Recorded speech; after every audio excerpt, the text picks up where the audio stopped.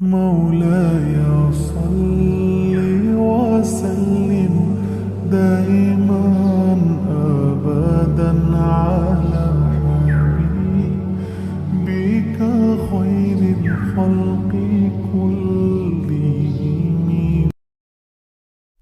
حضرت ابو موسیٰ اشعری رضی اللہ عنہ رسول اللہ صلی اللہ علیہ وسلم سے روایت کرتے ہیں کہ آپ صلی اللہ علیہ وسلم نے فرمایا، سورج کے مغرب سے طلوع ہونے تک ہر رات اللہ تعالیٰ اپنا ہاتھ پھیلاتا ہے تاکہ دن بھر گناہ کرنے والا رات کو توبہ کر لے، اور دن کو ہاتھ پھیلاتا ہے تاکہ رات بھر گناہ کرنے والا توبہ کر لے۔ رواہ مسلم۔ حضرت عبداللہ بن عمر رضی اللہ عنہما بیان کرتے ہیں کہ رسول اللہ صلی اللہ علیہ وسلم نے فرمایا، اللہ تعالی بندہ کی توبہ عالم نزاع طاری ہونے سے پہلے قبول کر لیتا ہے۔ رواہ الترمذی۔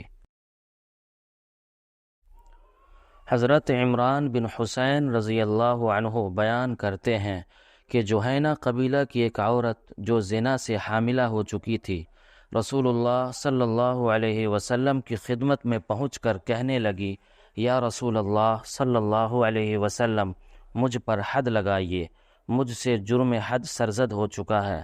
نبی صلی اللہ علیہ وسلم نے اس کے ولی کو بلا کر کہا، اس کے ساتھ احسان کا معاملہ کرو، جب وضع حمل ہو جائے تو اس کو میرے پاس لانا۔ اس آدمی نے آپ صلی اللہ علیہ وسلم کے حکم کی تعمیل کرتے ہوئے اسے حاضر کیا، چنانچہ آپ کے حکم سے اس پر کپڑے باندھ دیے گئے اور رجم کر دیا گیا۔ پھر آپ صلی اللہ علیہ وسلم نے اس کی نماز جنازہ پڑھائی۔ حضرت عمر رضی اللہ عنہ نے عرض کیا، یا رسول اللہ، آپ صلی اللہ علیہ وسلم زانیہ کی نماز جنازہ پڑھتے ہیں۔ آپ صلی اللہ علیہ وسلم نے فرمایا، اس عورت نے ایسی توبہ کی ہے کہ اگر اس کو مدینہ کے 70 آدمیوں کے درمیان تقسیم کر دیا جائے تو تمام کو کافی ہو جائے۔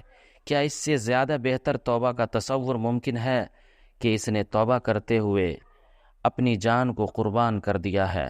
رواہ مسلم۔